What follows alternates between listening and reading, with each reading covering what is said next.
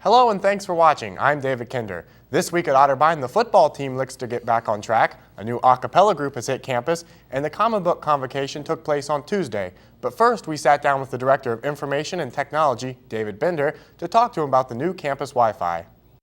The outdoor Wi-Fi allows us to take the same Wi-Fi that's on the interior of our academic buildings and take that outside. It's exactly the same and actually uses the same controllers to access that data, and it is currently located in front of towers, the Towers Hall, behind towers between Patel and the Science Building, and in front of, on the east side of the library, out in front of the campus center, and it extends out in front of Main Hall. Students who attended the Common Book Convocation on Tuesday heard the Common Book author Connor Grinnan speak.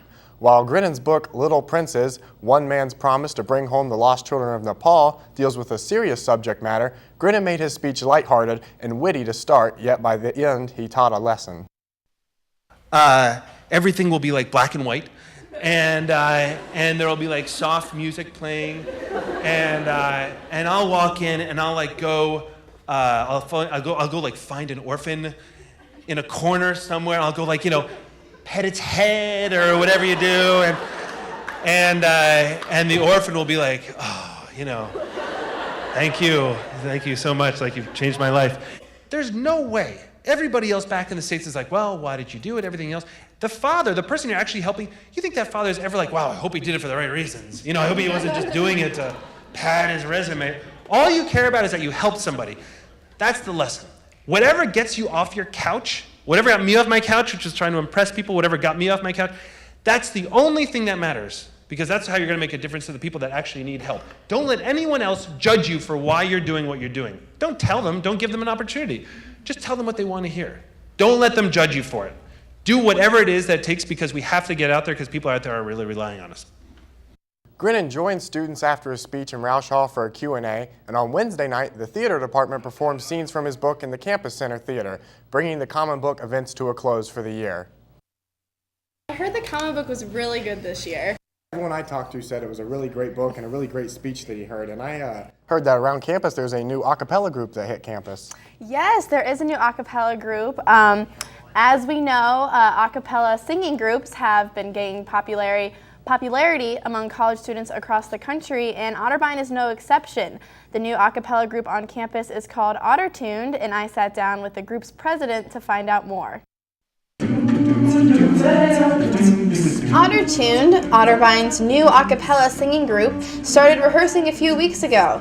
This is the first time that Otterbein has had an a cappella group on campus, and the group's president, Tim Andrews, tells us more. Ottertuned is a mixed a cappella group, which means it's guys and girls, and we primarily sing pop a cappella music. And so a cappella means there isn't any sort of instrument, it's just voices, but there can also be like someone that beatboxes and does vocal percussion. Although Ottertuned is a singing group, music majors aren't the only people that can be involved.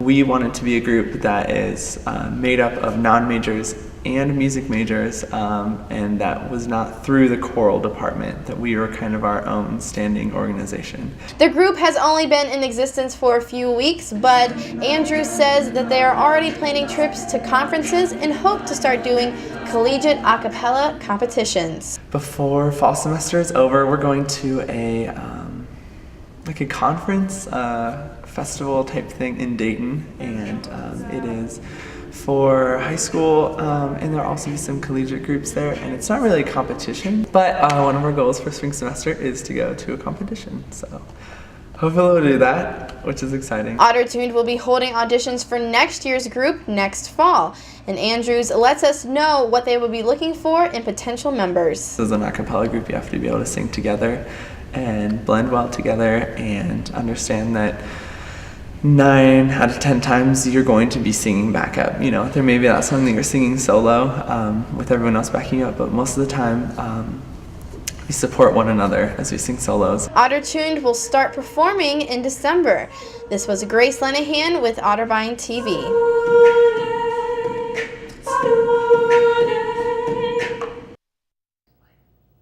Otterbein will have their first performance on December 8th, and OTV will have more details when it comes closer to the show.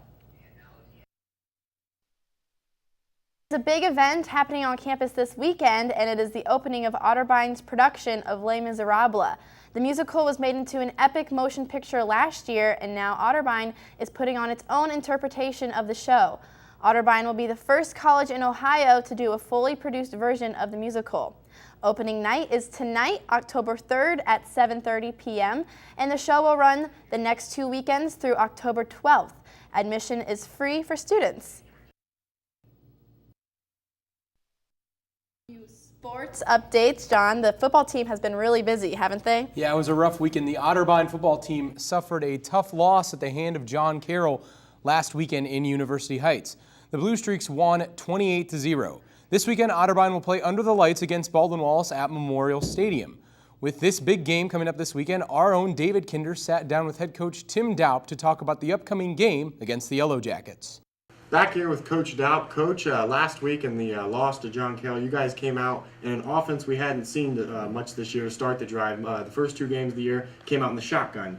And the first drive this week, you came out in that offset I formation. Irvin was the deep back. And then the first drive missed the field goal, and then you went back to the shotgun. Can you just talk about why you went away from that after you had a little bit of success on the first drive, and why you went to the shotgun instead? Well, during the first drive, we thought, putting Drew back at tailback gave us a chance to go downhill a little bit. We were successful with that, but then they made their adjustments, and when we offset our back, they knew which way we were going. So in the second half, if you see, or later in the drives, we put them in the I back, and we got back to that a little bit, and it was a little bit more successful. So we just thought, going out of I and underneath a little bit gave, Drew a chance to get downhill, and, we just base block some stuff and try to get some yards that way. As far as going back to the shotgun, we need to sling the ball a little bit. When they start stopping your run, you got to, throw the ball a little bit. So that, that was the main reason that we went back to shotgun and read and throwing.